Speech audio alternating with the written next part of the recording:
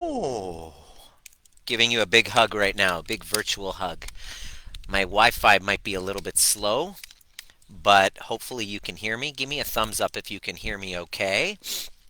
I am here in beautiful Tofino, British Columbia, Canada, and I'm really glad to jump on here. And I had a really important message for you today about the question, the age-old question that I get constantly.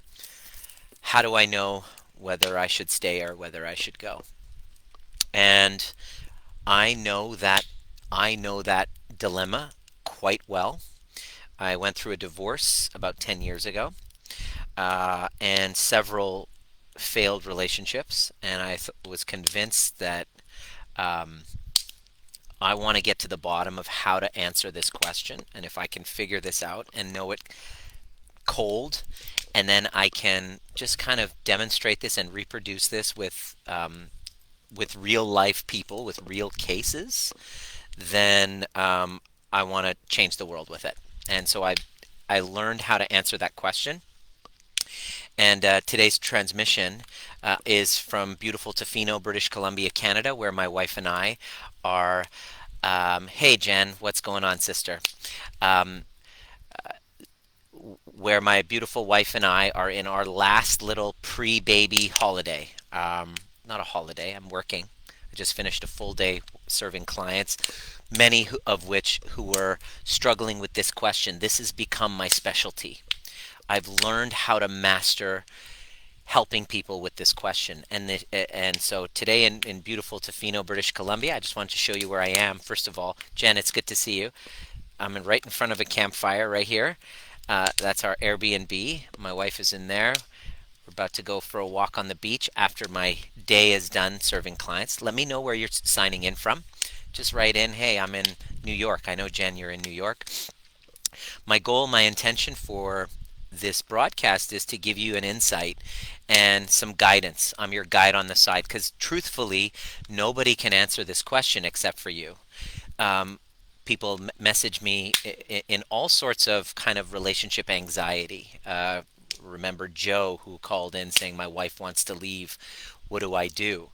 And we save this marriage? We haven't fucked in about 15 years, but I want to save this marriage.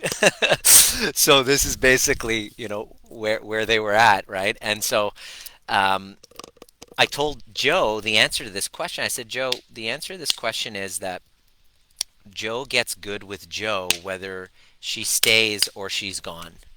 I cannot, with the work that we do, I created this methodology called the overview method to help people uncover their trigger and go and heal the attachment wound that the trigger is all about. And I came through that wisdom and awareness because I had to find the medicine for myself. So because I was in that limbo state, not just with my relationship, but within my career. And what we notice is when we got Joe, by healing those attachment wounds, Joe became good and grateful for her leaving. And they have a wonderful friendship, parting ways. So the whole goal here is um, it's not about save. People message me, can this marriage be saved? This reminds me of Kira who messaged me.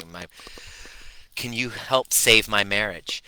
I go, whoa, this is not what I do, and I'm going to explain to you what it is you need to do in order to really have a firm understanding so that you can actually move forward with clarity, confidence, and courage. That's all it is. And please understand that this is not going to be possible without courage. So this is really, courage is going to be the very most important thing. So a couple of years ago, Melissa approached us and she was at a standstill, not only with her career, didn't know what she wanted to do, works with children, not fulfilling, stuck in a relationship where there was infidelity, and her health was all shitty. All three things, the trifecta. How amazing that is. And she just needed some clarity on what her next step is. And we just did exactly these few key shifts that I'm going to share with you. And on the other side of that, what ends up happening is She decides her relationship with her partner become even stronger than ever. She is slowly moving out of her career working with kids and teaching couples and teaching women how to, it's like sex and love coach. She just is like, oh, she just the inner diva within her was kind of ignited. And after we finished working together, she went and took a business course on how to, start a business and all of that stuff. And so now she's underway. She's doing that, and her relationship is stronger than ever. But there was another case, a woman named Pam, who was kind of in limbo for like 10 years. And she's like, how do I know whether I should stay or I should go? And so I told her, I said, all right, we're going to take you through these specific steps. And then I won't have to tell you, neither of us, none of the coaches in our program, nobody's going to tell you. You're going to tell us. How long will it take? I don't know. It depends on, like, it depends on your healing. Essentially, in order for you to answer this question, and so here's what happened. We went through this. We went through the stages, which I'm about to share, and about 8 weeks in, 10 weeks in, she's like, 8 weeks in, she was like, she went to her couples counseling that they do together because they have 3 kids, and she's just been in this limbo. There was infidelity. There's usually like a breakdown of some sort. Usually something like a resentment. There's an infidelity. There's something that rocked the boat. There is a betrayal trauma in some form that that person is just stuck with. She was stuck with that. And after we did these steps and we did the work, she was on a counseling session with him because they do couples counseling. But then she did she did the work with us, and she's like, look, I need to do my own healing work. I'm not doing couples counseling. We're doing that. That's fine. I need to do it. On the other side of that, on her couples counseling session, he's constantly saying, no, I want to make this work. We're going to make this work. He was adamant about it, but she was just not sure, and she was very codependent. So she's always just used to saying okay, and basically she was the codependent one. He was the narcissist. I've talked about this in many of the trainings. If you're brand new, make sure you scroll down and just watch some of the content where I distinguish what these two are. The last one is last session I did is a good one for that. So on the other side of that, she told him, she said, no, I'm absolutely certain it's time for me to go. And there was this shift within her, because usually someone says, I need it, I want to end it, and then there's this little dance. You know that dance. Let me know if you know what I'm talking about. That dance, just say, hey, I know the dance. Where you're back and you're forth and you're back, and then there's the guilt, and then am I sure, am I not, in this back and forth dance. But there was, after she did this, there was a shift in her being. Her body was different. She approached it from a different perspective, and as soon as she said it in a very powerful way, he was like, I got it. And what's interesting is now, over the past few weeks, as they've been untangling, um, she he's helping her move. They went and got their own place. They went and they got their own. She got her own place. They got 3 kids. They've worked out the whole arrangement, and he helped her move. Now, how the hell does that happen? And it's not perfect. I mean, it's painful. There's grief. Like, breaking up, you got to deal with grief, which, that's why people don't end it. That's a little hint coming up for you in just a moment. That's exactly why people don't end it, because the grief. Oh God, life is a series of attachment and losses, attachment and losses, attachment and losses. And each time we have these losses, it's another layer of grief on our bodies. And especially if you haven't really learned, what I call the trigger proof toolkit, you're not able to take these griefs and integrate them. They wear on you like a coat, like a really heavy winter jacket. And then the next layer is on. I just want you to just think about it in your life right now. How many layers of jackets of grief have you been kind of carrying with you? If you can be honest, just check in. Be very honest with yourself, because the answer to that question will help guide what your next steps are to be. Because I know the dance very well. I was in a 4-year relationship that was not healthy, and I was addicted to the drama. I was addicted to the sex. I was going into it, and then it was too much, and it was codependent and toxic, and then we would break apart, and then I'd be confronted with the grief and the fear. Oh my God, what am I gonna? I can't be alone. God forbid, I can't be alone. Shit, I'm terrified. And then so the attachment trauma, I go back and we play that dance out again and again and again. So it was finally until I did these things that I was able to then make a powerful choice. And what happens is the secret is once you do this, the choice is already made for you. It already happens. In fact, there's a part of you that knows exactly the answer to that question. It's just you've been covered by all of this grief, by all this resentment, by all this betrayal, by all this guilt. And what happens is all of those unresolved traumas and emotions work as like blocks for you being able to access that inner knowing within you, that inner knowing that has the answer to say, this is the direction I'm going to go. And once we did that with Pam, she was like, I know. And it's like, I know that I know. I just didn't have access to that knowing. So how do you get access to that knowing? The answer to should I stay or should I go is the answer is inside of our hearts. We know when something, we're pulled into something that's according to the bigger picture. It's like this fuck yes feeling. We know we're pulled. Nobody has to push you. Like, I'm not like, I've now found, and I know it's a work in progress. It's only been like, we're just recently married. It's our first year. And there isn't anything in my body that's like having to push me to commit to it. I don't, it's a fuck yes in here. And from what I heard as of last night, it's a fuck yes for her too. So there's a fuck yes inside of you that wants to be pulled. I want you to imagine the word pull. Okay? What pulls you? What moves you? Your work is to access what moves you.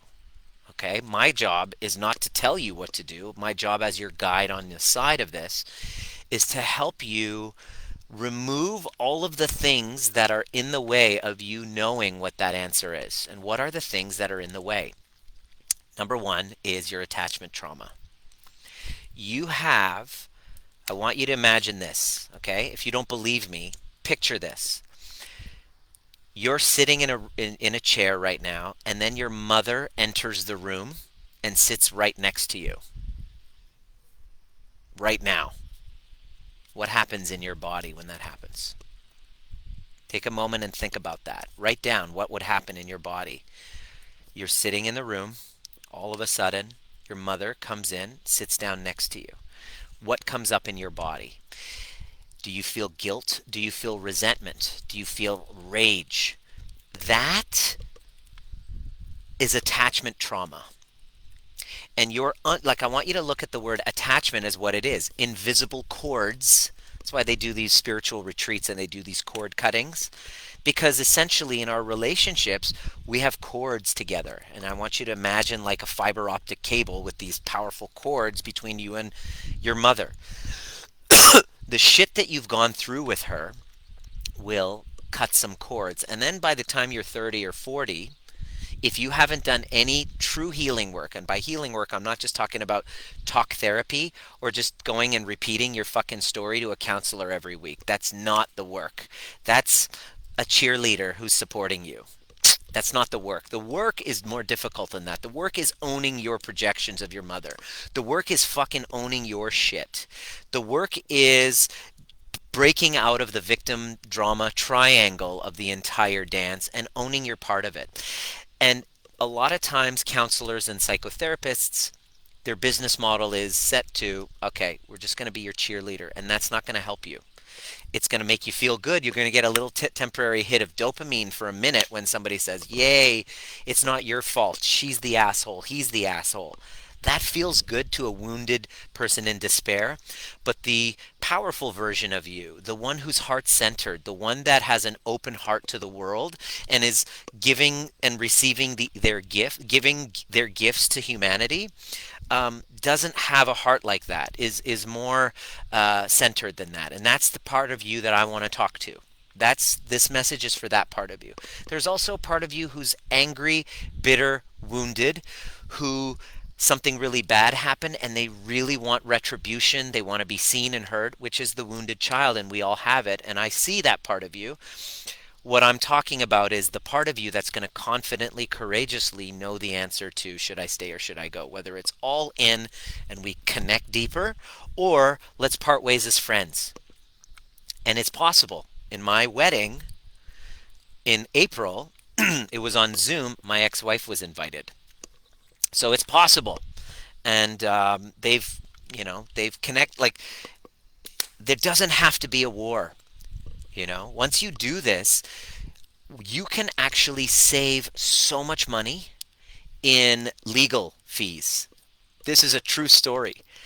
Laura has been kind of separated and working through a divorce, bitter legal battle for 8 years, spent tens of thousands of dollars arguing with one another through a lawyer, which lawyers love that, by the way. But after doing these things, after doing these shifts that I'm sharing with you, she's now in the process of having a conversation and going, okay, hey, fuck the lawyers. What do you want? Let's talk as adults, because their relationship has completely transformed. They have 2 kids and they're co-parents. They used to not be able to talk for 3 minutes. Now they have hour-long conversations on the phone about the well-being of their children, right? And that can happen when you heal your attachment wounds. That's number one. Heal your attachment traumas. I don't know whether to stay or whether I should go. Well, guess what? Chances are you have partnered with somebody because it was familiar, like a pattern of one of your caregivers, parents. And you married or partnered with your mother or father. And you promised yourself you wouldn't. You swore that you wouldn't do it, but here you are. Fuck, how'd I get here? It's not your fault. Answer is, it's not your fault. We are pulled unconsciously to the familiar. The first half of life is a giant mistake. You don't even know what you don't know. You don't know that you are not the one in control. You are not the one in control. You are controlled by your attachment traumas. That's why, in order for you to answer this question, you must learn how to heal those attachment wounds. When you do, all of a sudden, when you decide to leave, you then leave the right person. You're not trying to leave mom, or you're not trying to leave dad, because if you're still unresolved with mom and dad, you're like, oh, fuck you, I'm leaving you, partner. But it's really your mom you wanting to leave. Guess what? You haven't divorced your mom yet, or dad yet, and you're now going to relive that same pattern in the next relationship. Let me know in the comment section right now if you've noticed yourself repeating these patterns. If you have, then that's exactly what's happening. And our attachment traumas, whether we were, the codependent, like anxious attached, because we didn't have love received from us. We didn't give love and it was received. We had a parent that was not always present. They were there, they weren't there. They were using, they were not fully conscious. They were dealing with addictions. You just couldn't feel seen by them. You now experience love as real when you just don't feel seen by someone, when you have to overwork and overachieve and overexert and over effort and over control to try to get love. And guess what? You are now going to repeat that pattern with a partner.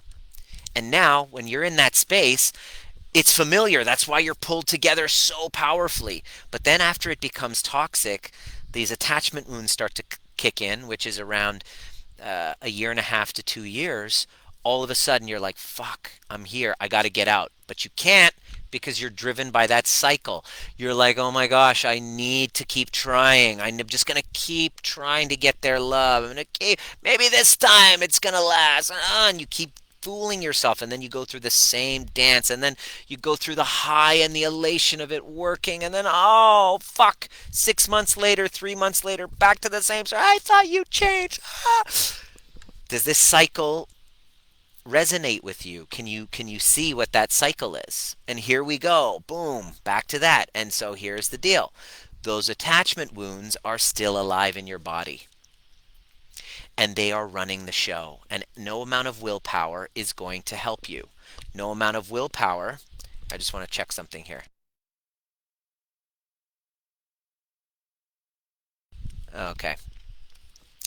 Just getting I have to get the battery. It's starting to deplete a lot faster.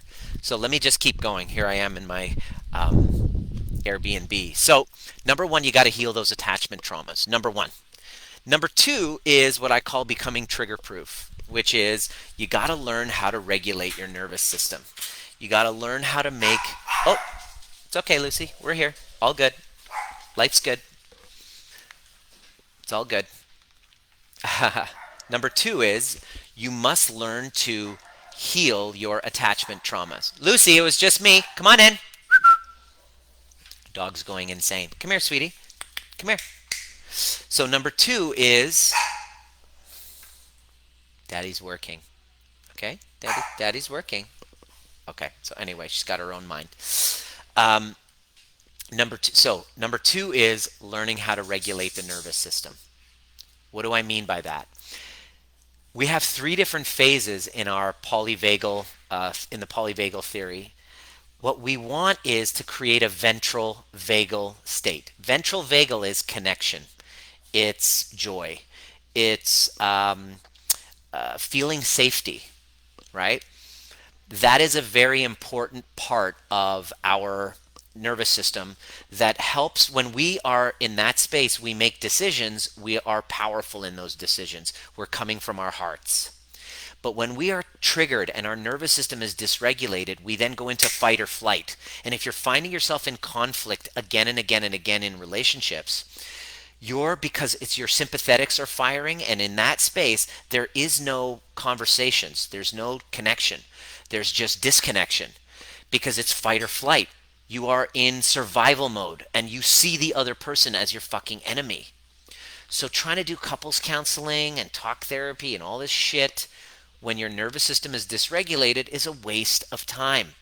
Number one was to heal your attachment wounds. Number two is to learn to regulate your nervous system, because if you don't do that, you can't have communication. There's no empathy. I have no empathy towards you when I'm being chased by a tiger. I don't give a shit about you when I am in stress and survival mode. Once this nervous system has been so activated for so long, eventually, let me know if you can resonate with this, you then go to a place where you are in shutdown, where you check out. It's just safer to leave your body. And this, of course, comes from earlier traumas from childhood where things were unsafe. You leave your body and you check out. You can see that in their face. I can tell when I look in your face with Diana, because I've learned how to do this and how it's so important to have healthy relationships that you master this stuff. Is I can look at Diana's face and I can see whether she's in sympathy, when she's in a space of ventral vagal, or when she's in a space of sympathetic fight or flight, or when she's checked out, right? And I look and I'm like, is everything okay? Like, you can see it in each other's faces. You have three different personalities. There are three parts to you. You're up the when you're well resourced and your nervous system is regulated, you're up the ventral ladder and you actually feel connection. You can see it. There's the smile. You can see it. It's like, oh, you're glowing, when you've looked in the mirror and you're like, damn, I'm sexy. It's because you're in ventral. But when you're in sympathetic, your eyes come together, you physically look different. That's why when you get into arguments with your partner, you'll notice that they look physically different. And it's true, because when different parts of your nervous system are activated, your muscles of your face start to get tense and you're not safe. And so, especially when you're in limbo, not knowing if this relationship's going to last or go, you're in a place of shutdown. Your nervous system is dysregulated. There's no empathy there. There's no healing. There's no connection, because two people feel unsafe.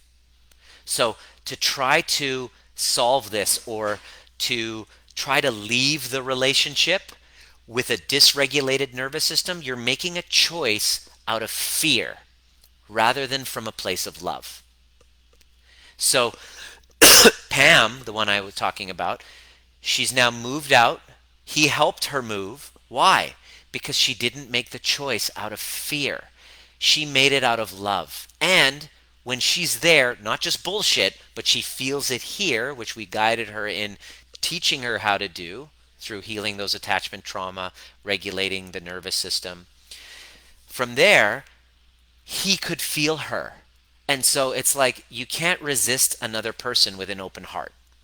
When you're combating and conflicting and you're doing talk therapies and you're just trying to hash it out and go to counseling every week, okay, but what about the fucking 23 hours and 6 days and 23 hours later? That you must learn the skills. This is not available from a couples counselor. In fact, you actually don't need that. One of our clients, basically this woman, she reaches out and sends me all these screen caps. Look at what he did. Look at this conversation. She was sending me all these screen captures about their conversations, going, "What should we do? We need help." And I was like, "Okay, whoa." And I spoke with him, and what happens is I'm like, "Look, I don't want to hear any of your stories." This is what I told them. They were like both coming and saying, "We hear you do relationships. I want you to tell me. Can I get on a phone with you? And I want to tell you da da da." And I'm like, "No. Here's what you both are going to do. Before we get on a call, you're going to come to my overview experience, in which it's a 5-hour workshop in which I teach you the fundamentals of nervous system regulation and why we attract the partners we do, why we've gotten into the exact situation that we got, and all the shit that your partner's bringing up. We find exactly where it's coming from. Both of you. If both of you come to that, and you're not talking to any one of each other, this is just you doing your own thing, then after that, I'm open to a conversation. So they came and they were convinced that they were married for a year. And he even messaged me. He goes, "I guess it was a short marriage." And I'm like, "Don't be so fucking sure, dude." He's a doctor and I have respect for the guy and we've known each other. He's been following me for a while. I'm like, "Don't be so sure. Just give it a chance." They both show up and they finish and they message me and he was like, "It feels like I've done 10 years of therapy in this one afternoon." And what we realized was, this is what they said. What we realized was it wasn't us about working on the marriage. The marriage didn't need the work. We both needed to heal ourselves. Boom. Let me say that again. And he told me that. And here's the crazy part. I never even worked with him directly. He literally just followed the steps of my overview method that I teach in my workshop. He finishes and he's like, "Yeah, I realized it wasn't the marriage that needed the work. I we both just need to heal ourselves." And they've now committed to that process because it is a process. It doesn't end when you decide to get back together. No, my friend, it begins there because now your job is to go from unconscious to conscious. Your work is to now create a conscious relationship from an unconscious one that got you there. And it's unconscious and it's not your fault because here's what I want you to write down and really get this. You pretty much are doing relationships based on what was modeled to you. Let me say that again. You're doing relationships based on what was modeled to you. Now, let me ask you this question. If you could be honest, what kind of a relationship did your parents have growing up? What did you witness? What were you a witness to? And that's step one. Step number two is the question is, what story did you have about relationships based on what you saw? Now, let me tell you what I saw. My parents are still together. I love them dearly. They're the cutest people around. And they have intergenerational trauma and are just as unconscious as the rest of us. And the story that I have around marriage is it's hard. It's aggravating. You're constantly at each other and bickering to try to be right. It's basically marriage is two people fighting for who's right. That was how relationship was for me. So it was no wonder when I got married, I basically modeled it after them. And then I ended that relationship. I was like, fuck that. I should leave that. Screw her. She's wrong. I made a mistake, and then I kept went to one after another, after another, after another, and I did the same fucking thing until I was like, okay, yes, they have their issues, granted, and it's worth $1 billion to me to have a healthy relationship. Every one of the mentors that I see are divorced, that I've taken on are divorced. They don't have a healthy relationship. I want to model after a healthy relationship because that to me is now the holy grail. If you're able to take all of your traumas from your past, all of those broken chords that you've experienced, and learn how to heal those wounds and create healthier connections and have a secure attached relationship, you have what I call the holy grail of human existence. It's worth billions of dollars. I remember saying that 2 years ago. I'll pay $1 billion to feel safe and seen and loved and reciprocated in a relationship. I don't care what it takes. I don't care whatever price I have to pay, what I have to, where I have to travel. I need to master this. So I put together, like I literally put together all of these different pieces and created a model and said, if I can do this, then maybe I can show others. And lo and behold, here I am. I got a baby on the way in about 4 to 6 weeks. Uh, and I'm married, happily married, and we have arguments. We have conflict. It's not like, no, we have conflict, and the conflict never does it last beyond like a short period of time that we actually have learned how to get connected deeper with is simply by following those specific steps. Should I stay or should I go? Answer number one is heal your attachment wounds. Number two is master and learn how to regulate the nervous system. And number three is learn how to empathically communicate with yourself, with your younger parts, the wounded little parts of you that this relationship is bumping up against. That's actually what's being triggered. Once you learn how to empathically communicate, you then learn how to do that with others.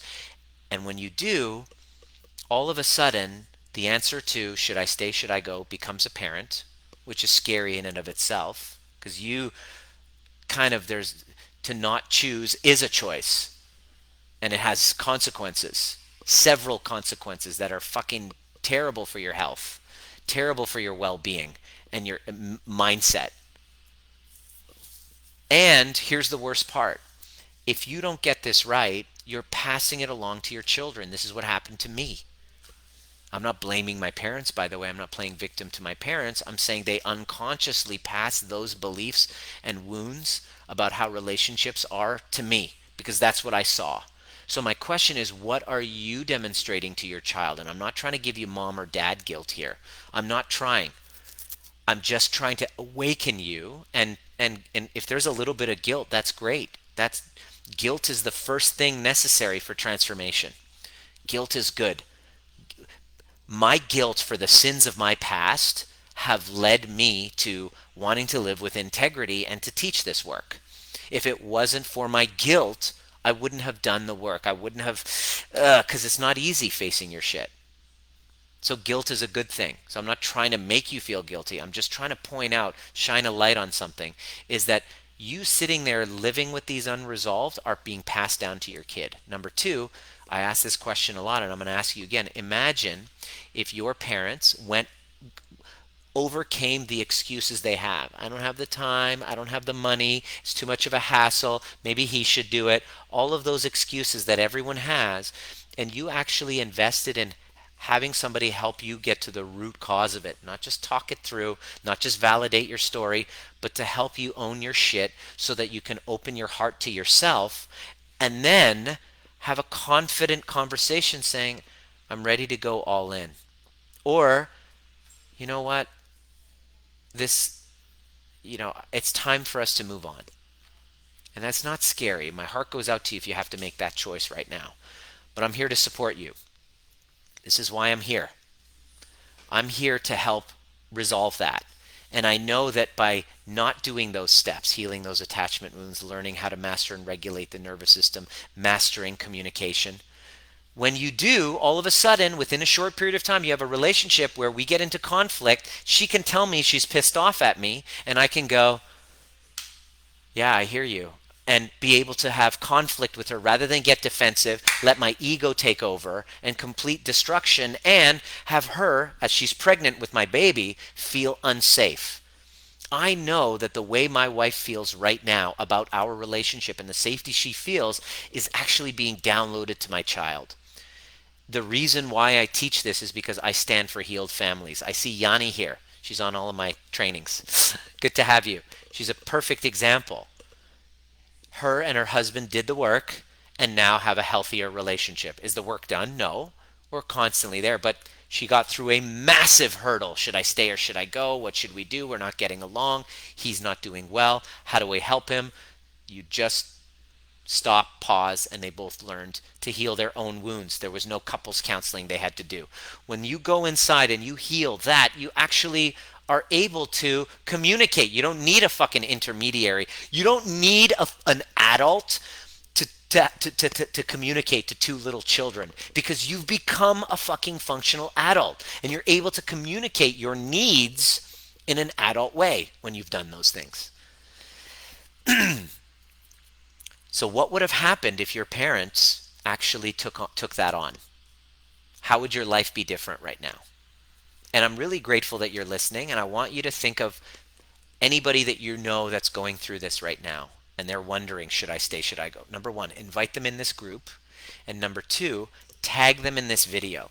I would love for them to see. And if you're new to this and you just got tagged, it's because the person who just tagged you loves the shit out of you, cares deeply for you. Thank you for, Yanni, thank you for tagging all of those people that you love.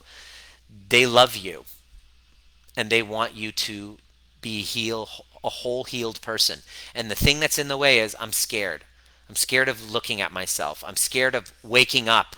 Well, I'll tell you, it beats living unconscious, living like your head is up your ass, not knowing what you should do, feeling completely detached from reality, and having to fucking numb yourself and sedate yourself every day from those emotions.